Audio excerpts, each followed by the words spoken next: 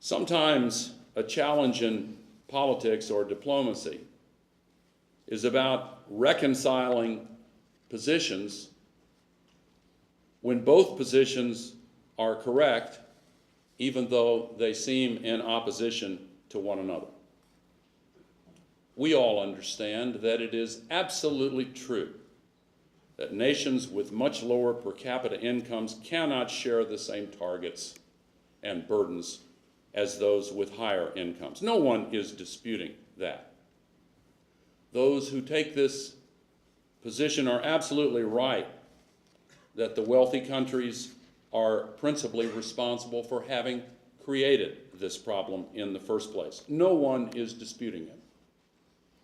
But we must take steps to solve this crisis now, and fragmented action guarantees peril for all.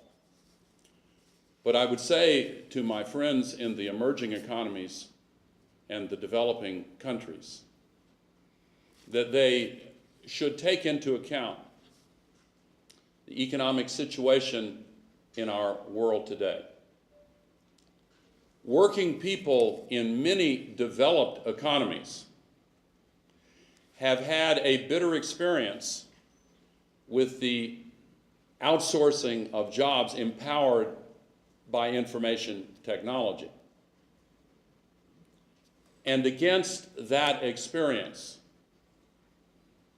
they feel deeper concern that obligations that are applied in one part of the world but applied not at all in another part of the world can worsen their economic circumstances. Without arguing the merits of the case they make, I would ask for an understanding of the difficulty that that poses for elected officials who are charged with the responsibility of representing the economic interests of those working men and women. So, in finding a solution for these conflicts, mutual understanding is absolutely essential. To those who say that the targets for mitigation that we are working on here are too weak in the first place, and that it might be better to achieve no agreement rather than a weak agreement, I would respond that we should be cognizant of history in this area and remember that we have to walk before we can run. We have to create a foundation upon which we can build the support for transformative change. That is what the world community did back in 1985 in response to the emergence of the first crisis of the global atmosphere, when scientists warned us that the stratospheric ozone layer was being deteriorated. The Vienna Convention was held in response to that finding, and then the startling discovery of the catastrophic hole in the ozone layer above Antarctica led to the Montreal Protocol. And I remember well how it was bitterly criticized by many for having targets that were far too weak and did not come close to matching what the scientists told us was necessary.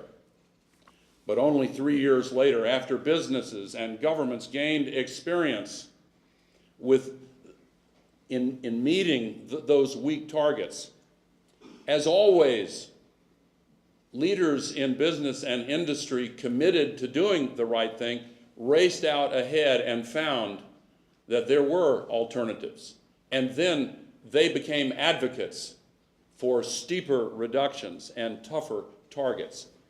And in London, the targets were made tougher. And then only 2 years after that, here in Copenhagen, the targets were toughened sufficiently to actually solve that crisis.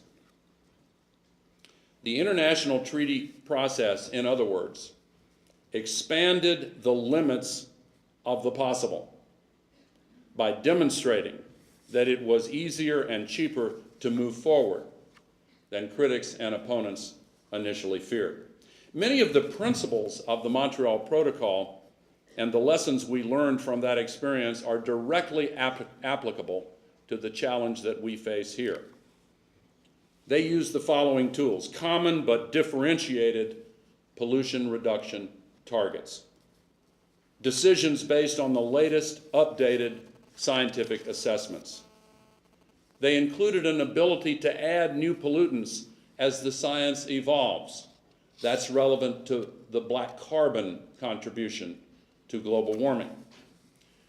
They recognize the importance of focusing on all of the major pollutants and not just one. And they included finance and technical assistance for developing countries. And most importantly, they embodied in that treaty the sense that we are all in this together.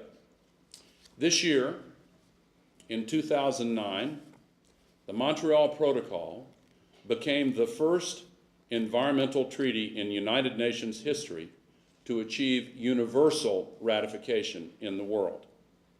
And even though it will take several more decades, we already know that this treaty has been successful in beginning the healing of the stratospheric ozone layer. Now, there are those who say that we should not take on a new treaty, or in some cases, legislation in this area, during a time of economic stress, even though the conversion to a low-carbon economy is the single greatest source of new jobs in the world economy today. There are those who say that at a time of war, when my nation is focused, as some others are, on Afghanistan and Iraq, that we should not focus on global warming, even though we are already seeing the beginning of conflicts created by the early consequences of global warming, even though we know that the world's continued dangerous dependence on oil markets that are dominated by the largest supplies in one of the most vulnerable and potentially unstable regions of the world has already contributed to conflicts and wars.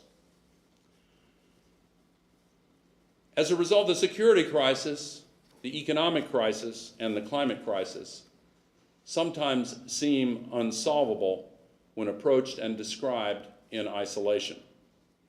And yet, when we look at all three of them closely, we see the common thread running through them, deeply ironic in its simplicity, and that is our dangerous overdependence on carbon-based fuels and the other sources of global warming pollution. If we grab hold of that thread and pull it hard, all three of these complex problems begin to unravel, and we hold one of the principal answers to all of them right in our hand: an historic commitment to put people to work, building the infrastructure and technology base for a massive and speedy shift away from coal and oil and carbon-based fuels toward renewable forms of energy, away from unsustainable forms of development that include deforestation and industrial agriculture and factory farming.